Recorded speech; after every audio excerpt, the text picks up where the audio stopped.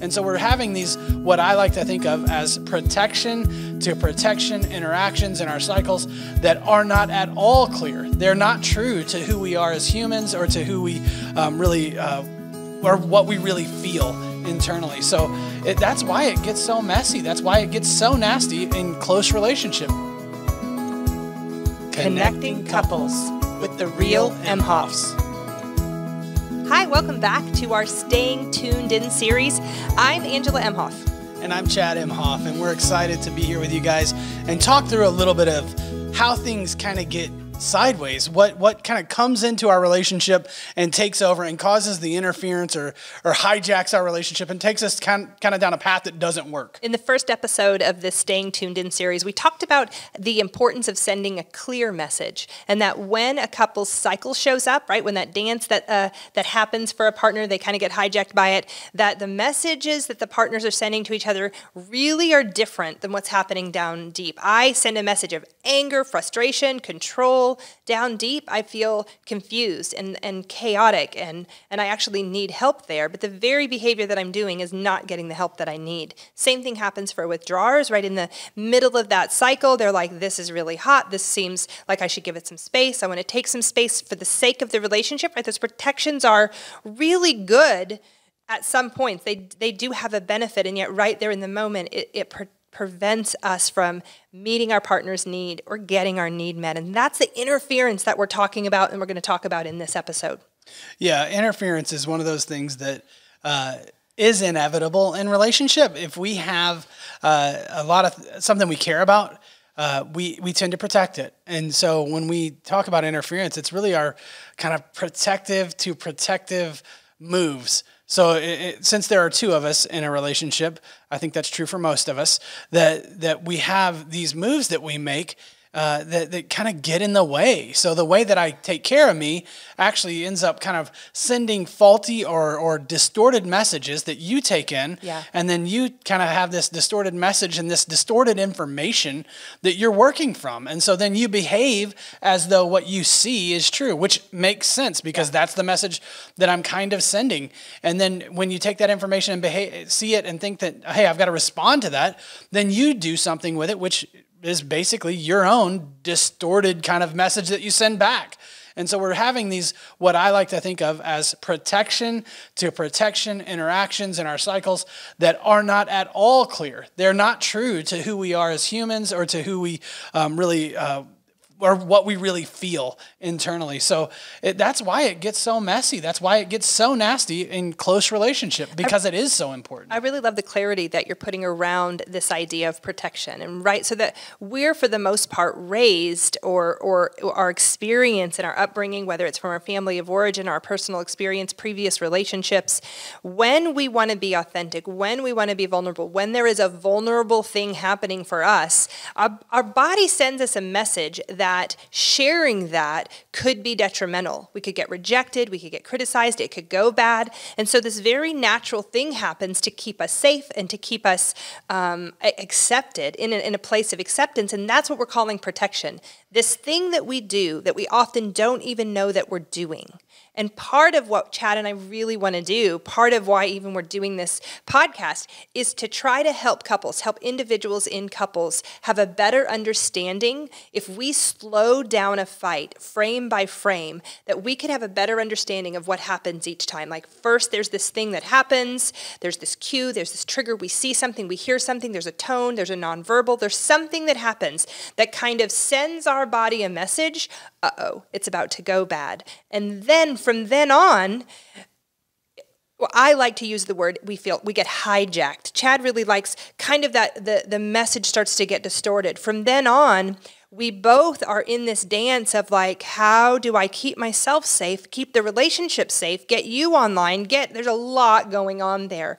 And so Chad is really trying to make explicit that a lot of times in these fights that happen or these places where we get sideways, something vulnerable happens to me, my protection flares up and goes, stay safe, do what you need to stay safe. He sees that and goes, oh gosh, she's got her shield up. She's got her protection up. Yeah. This must be an unsafe environment. I better put my protection up too. And now it's like we both have armor on and we're trying to get the job done. It just doesn't work. Right. And then This is what's so crazy about this. And I want to, if you're listening to this podcast and you don't like your partner at all, and you don't want to be married to him, this doesn't work so well. That's a but problem. I think most of us like each other. If that's you, please get into therapy quickly. Yeah, we want to be with the person that we're with. And yet then we get hijacked or the message gets so lost that we don't have any way to show up for each other. That is a premise that's interesting. Even when Chad and I were talking about this series, this episode specifically, he was like, let's put the disclaimer out that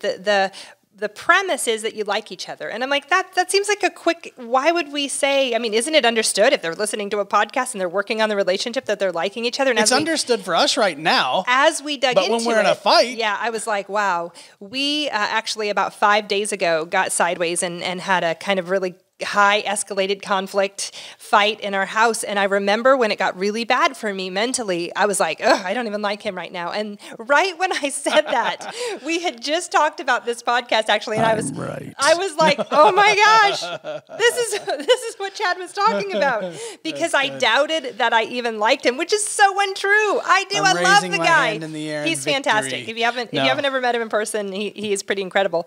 But in those moments where it gets so bad, we not only start to doubt that we even like our partner, we don't even like ourselves in those moments. And it gets so sideways that we hear people come into therapy that go, I fell out of love, or I don't love my partner anymore. And it's so sad for us to see. It's one of the reasons that we're like, man, we want to help couples, because you can prevent a relationship from going to that horrible place if we start to get into these moments that get sideways and actually start to do something different and allow a couple to have a different experience in them.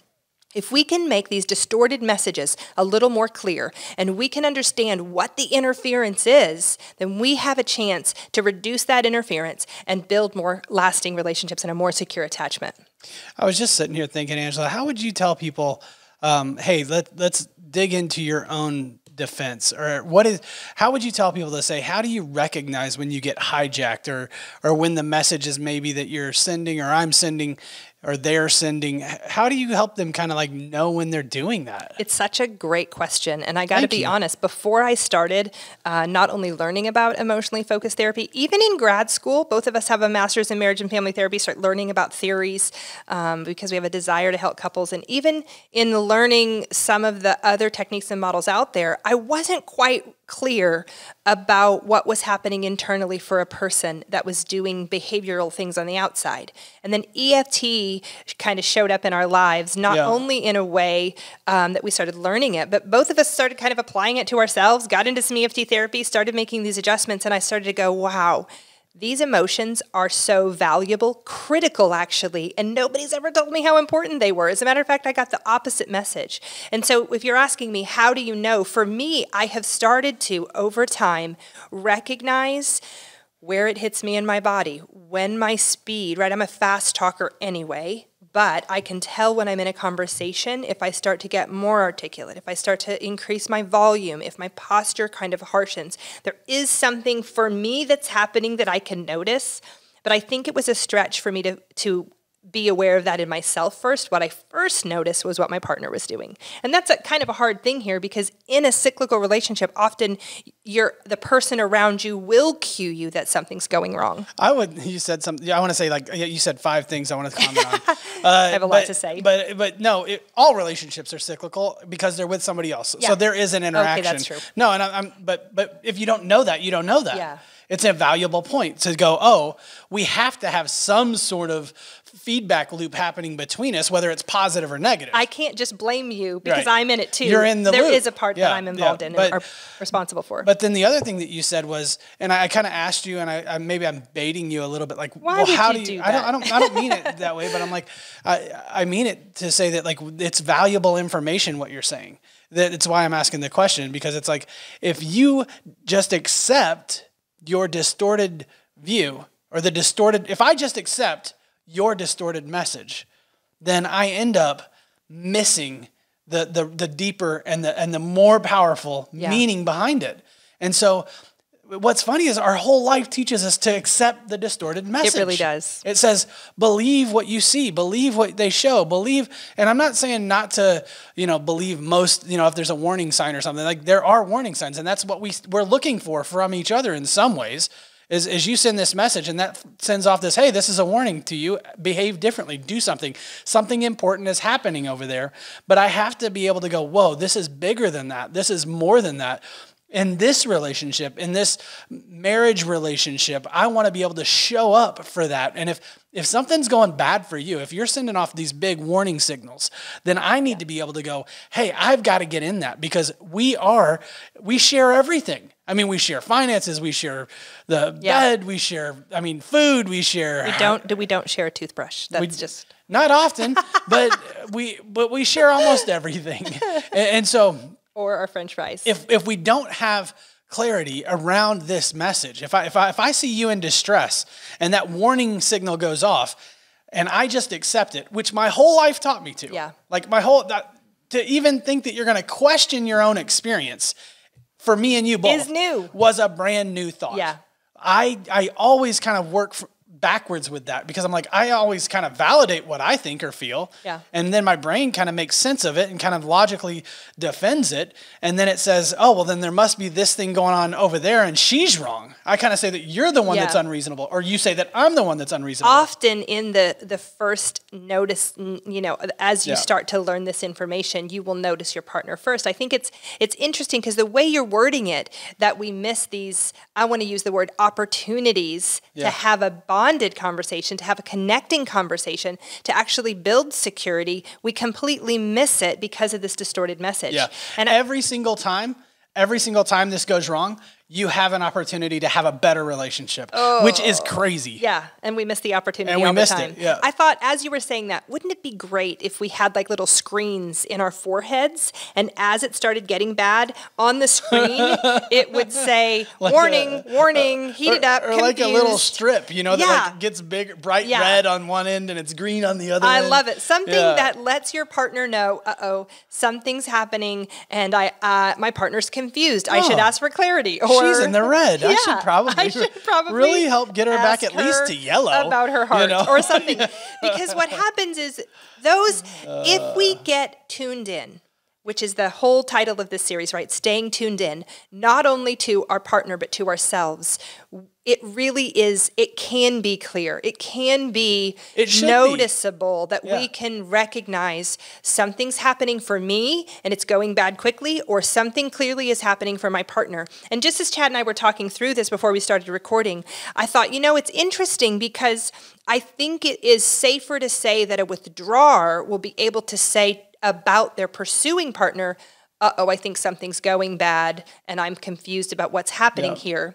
It's harder, I think. Maybe that's because a withdrawer I'm a can pursuer. notice it. They just won't say it. I think it's harder for a pursuer to notice what's wrong with a withdrawer, because withdrawers do, on the outside, have this kind of stoicism. Like, you can't, I think, maybe that's just my pursuer side, think that it's sometimes harder to read them. Like, I think, is he quiet? Is he just concentrating? Is he about to talk to me? Is he, I don't know. I'm constantly wishing I could read his mind, which I can't. But oftentimes I don't know something's going bad for him. And so I feel like I miss those. It might just be because I'm worse than you, but I do feel like I miss those more than you, or I send you more chaotic messages that let you know, it's funny as we talk about this, you bring up more and more good points. Yeah. And I'm like, thank you. I think it is. It's how this works, though. The more we talk about it, the more we get clear on it, the more it makes sense. But what you're saying is we're not mind readers, and I just thought, but we try. We do. We interpret what's going on over there, and we assume, and then we make sense of it based on maybe history or what we've seen each other do, or past negative cycles. I mean, a lot of times we want to blame family of origin, but if I'm honest, what we do between us is actually between us more often than not. And the longer we're together, the more we're building some of those negative patterns. And so we have to be able to go, okay, hold on just a second. What just happened here? Slow the thing down, kind of get curious about their experience. But even more importantly, we have to get curious about our own experience. We have to get curious. What is this deeper thing? I'm obviously, and that's normally where it starts, I am obviously doing something. My body's telling me to shut down or go away. So how do I understand that? Go ahead. I'm smiling. You guys can't see it if you're only listening to this, but I remember when we were dating and we started our EFT exposure, our journey on EFT. Exposure is what it was. Early. It was like we got immersed. It was. Go ahead. We'll explain that story maybe in a little bit. But we started this about the same time that we started dating. So within the first year of us dating and getting married is when we also started downloading this EFT. It totally shifted the relationship we had or thought we were going to have in a great way. But early on, there was still this perception. Right? We just talked about how cyclical relationships are. There are two people. If it's going bad, you are part of why it's going bad. That's hard, whichever one you are. If you're the withdrawer, you're part of it. If you're the pursuer, you're part of it. That is almost always true. It's really hard to take in. It's a very rare exception if it's not. Because so many times we do internalize, like, I'm doing everything I can to make this work, so it surely can't be me. And I remember we were probably on our second or third date, and I said to Chad, we were talking through how our first marriages went bad. You know, it's something we share, that we've been in relationships that went really bad, and that's one of the reasons why it's so important for us to help couples. But I said, hey, if this thing goes wrong, it's definitely not going to be my fault. And now I look back at that, I'm like, I'm so presumptuous. It was horrible. About that. It probably is at least half my fault. But the idea there that we have very good reasons for the things that we do because it's all we know how to do. It's all we've seen. It's all we've experienced. It's why we keep getting hijacked. We keep having interference the same way. Have you ever gotten into a fight and you're like, this feels the same? The content might shift a little, but it feels the same because we keep replaying these patterns over and over again, and the messages we send continually are distorted. Yeah. And so while those strategies possibly have worked to keep us safe, we talked about to protect our vulnerability, the reality now is that they're not benefiting having a more secure attached relationship. This is why you're listening to this. This is why you're in therapy. This is why you went to a workshop where you learned about having deeper conversations. It's because we want to clear that distortion. We want to get rid of that interference. We want to send a clear signal across. And so you have to first recognize what you do in the relationship in order to start slowing it down or starting to shift it. Yeah, for sure.